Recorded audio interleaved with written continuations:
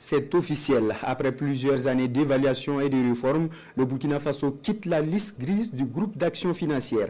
L'annonce a été faite aujourd'hui même par le ministre en charge de l'économie. Une bonne nouvelle qui ouvre de nouvelles perspectives économiques pour le Burkina, a-t-il signifié. Les détails avec Moussa Ouedraogo et Jean-Modeste Ouedraogo. C'est une information capitale pour le Burkina Faso. Le pays des hommes intègres sort officiellement de la liste grise du GAFI, le groupe d'action financière. Une information confirmée par le ministre en charge de l'économie et des finances, Dr Abaka Nakanabo. La plénière a eu lieu ce matin même et à l'issue de la plénière, le Burkina a été félicité pour l'engagement politique fort et bien sûr pour tout ce qui a été fait en termes d'action et la sortie du Burkina a été actée ce matin. En ce qui concerne donc sa présence sur la liste grise du GAFI.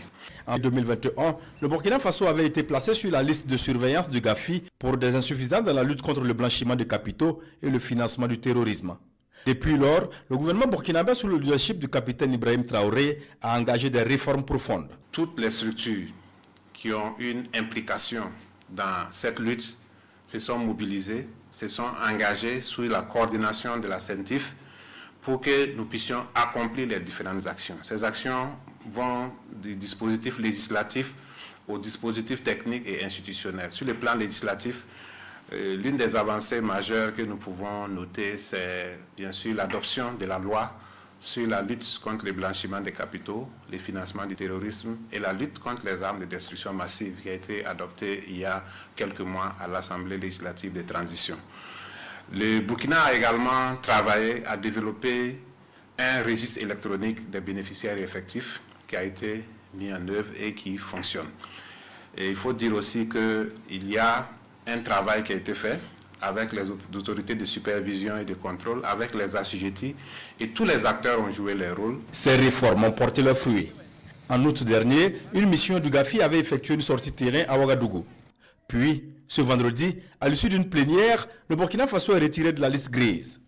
Pour le ministre Dr Abaka Nakanabo, c'est une victoire collective et le symbole de la confiance retrouvée. Ça a été vraiment le fruit d'un travail collectif. D'abord un engagement politique fort des plus hautes autorités, mais également une implication forte des différents ministères. Je ne pourrais pas citer tous les ministères qui sont impliqués, mais ceux qui ont vraiment été au premier rang, en plus du ministère de l'économie et des finances, nous avons le ministère de la justice, le ministère de la sécurité, le ministère en charge des libertés publiques. Au-delà, vous avez le ministère du commerce, vous avez le ministère de l'urbanisme, chacun en ce qui concerne un pan des actions. Quand un pays est sur la liste grise du GAFI, ça a beaucoup d'implications, aussi bien implications économiques, implications politiques et diplomatiques. Sur le plan économique, en fait, ça rend un peu les investisseurs frileux vis-à-vis de ces pays. Les investisseurs vont estimer que pour un pays qui est sur la liste grise, son système financier n'est pas efficace, etc. Tout cela a été donc pris en compte et on peut dire qu'aujourd'hui, le fait qu'on soit sorti donc, de la liste, ça permet de rassurer davantage les investisseurs. Alors, à côté de cela, ça peut avoir une implication négative sur la notation souveraine du Burkina. Parce que quand un pays a une notation qui n'est pas bonne, il est difficile pour ces pays de lever des fonds sur le marché. Et même s'il arrive à lever des fonds, il est difficile d'avoir des taux acceptables parce que la prime de risque qui est intégrée au taux d'intérêt sera élevée. Donc aujourd'hui, nous pouvons dire qu'avec cette sortie de la liste grise, la situation en ce qui concerne donc, les relations entre les Burkinais et les investisseurs pourra s'améliorer. Cependant, les défis restent énormes et le ministre appelle à maintenir le cap. La sortie de la liste grise ne doit pas être considérée comme une fin en soi. C'est une étape importante franchie, c'est une bataille gagnée, mais il faut maintenir les caps. Maintenir les caps, ça suppose que nous devons toujours être vigilants sur toutes les questions de lutte contre le blanchiment des capitaux et le financement du terrorisme.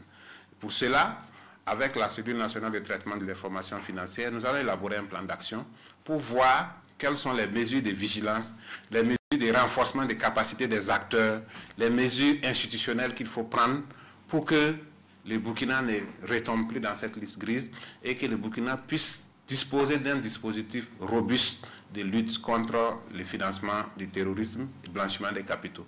Plus résilient et crédible, le Burkina Faso peut poursuivre sereinement sa marche vers la souveraineté, le développement endogène et la lutte contre les groupes armés terroristes.